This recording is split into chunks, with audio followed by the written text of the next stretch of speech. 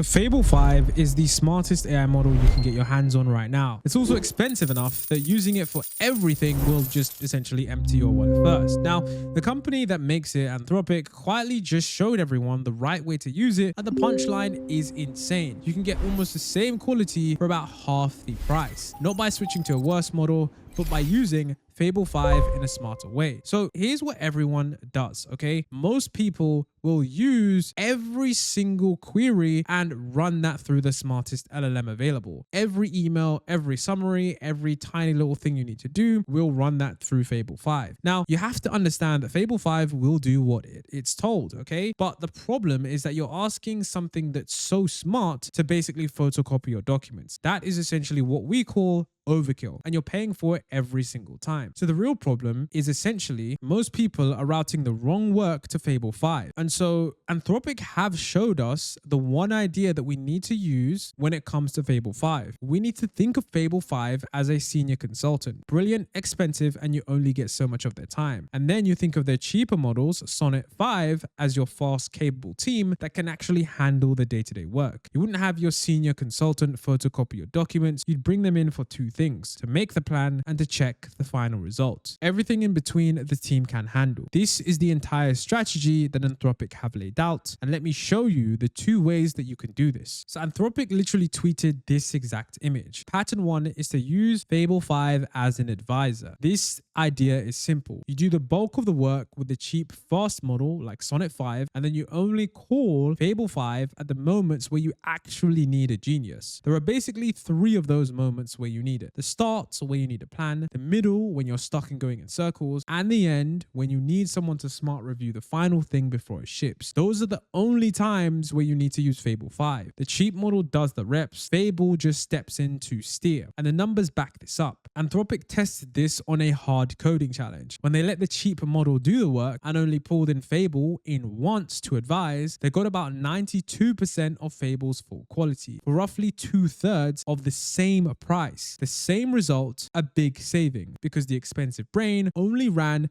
when it actually mattered. Then we have pattern 2 that Anthropic also tweeted out and they showed us. Use Fable 5 as the orchestrator. And this one flips it around. Instead of Fable checking the work at the end, Fable plans it at the start. You ask Fable to break the job into pieces: a clear plan, an outline, a spec, and then you take that plan and you hand each piece to the cheap model to actually build. So here, Fable is essentially the architect and the cheap model is the construction crew. The results from this one is even more dramatic. On a big research task, letting Fable 5 plan and the cheap model execute got about 96% of the performance for less than half the price. And you should read that again: 96% of Fable 5's performance for less than half of the price. So you almost get the full quality for less than half the cost, because the genius did the thinking and the cheap model did the heavy lifting. And most people are going to miss this because they simply think that Fable 5 is something that should be doing everything. And that simply is not the case, which is why this is going to be my workflow when working with Claude. Okay. So some people are going to be asking, how do we do this in the app without building anything technical? And that's how I wanted to keep this tutorial. I didn't want anyone to have to set up agents in Claude Code. I want to keep this super simple. And this is the simple model switching rhythm that basically keeps this super easy for anyone to do. All you need to do is switch models mid-task. Here is the simple rhythm that you should pay attention to. You start on Fable 5, you ask it for the plan: give me a step-by-step plan to do X, and then you switch to the cheaper model and work through that plan step by step. And this is where you'll spend most of your time, and it costs you almost nothing. And then you switch back to Fable 5 at the end and you say, review all of this and tell me what is weak. And you just keep that loop running. You plan everything out with the genius, then you build with the team, and then you review with the genius. Very, very simple. Use it at the start, use it at the end. A very easy loop, the model switching rhythm. And if you remember one thing from this cheat sheet, it's that you use Fable for your planning, your strategy, your hard problems, your final review, and you use the cheaper models for your first drafts, the reformatting, the summaries, or anything repetitive. And when in doubt, ask yourself one question: does this actually need a genius, or does this work actually just need doing? That is the simple question you can ask yourself. Do I just need a genius, or does this need just raw work. So now let me show you this, a real use case on screen with 2 examples. So here we are in Claude. Let me show you guys exactly how I get started. Let's say you're writing a business plan. You don't want to just tell Fable, write me a business plan. You'd essentially ask Fable for the structure and the strategy. Now, one thing that I do recently, and this is something that I would recommend you do, if you're doing anything that's really complex, rather than trying to type it all out, it's best to just use this where you can just simply record, not use voice mode, actually just transcribe the text that you're speaking out,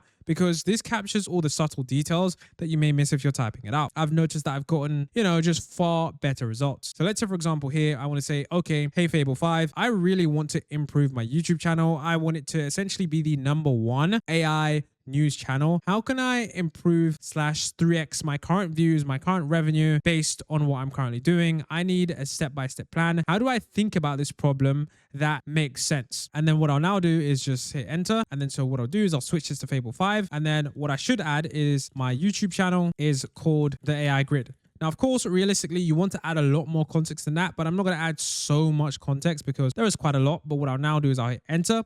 And then once this gives me the entire plan, we can take the next step. And so here you can see this is where it actually gives me information. Now, to be honest with you, I should have used an MCP to actually pull the right information. It says I have 372k subs, which just isn't true. But what it does give me is it does give me something interesting, which is where to think about the problem. And so this is where you get the step-by-step plan. You can see it says step 1, audit your own outliers. Pick 2, pick your wedge. And this is where I would say all of these steps, each step right here, this is where you would use Sonnet 5. So you would hit the drop-down menu, then go to more models, then hit Sonnet 5 or Opus. It's completely up to you. Then what I'll do is I'll put the effort to high or extra. And then essentially what I do, in fact, I do want to put it on extra for Sonnet because Sonnet just thinks a bit too much. What I would do is I would have step 1 and I would say, okay, execute this step, provided I had the MCP. So I would say execute this step. And so now I have Fable 5 level intelligence and Sonnet 5 is going to be the workhorse. So I'm going to say step 2, pick my wedge and say out loud. And so I'm going to say, actually execute this step right here, execute step. And so now you can see with this prompt, I have Fable 5 running off and doing the work, which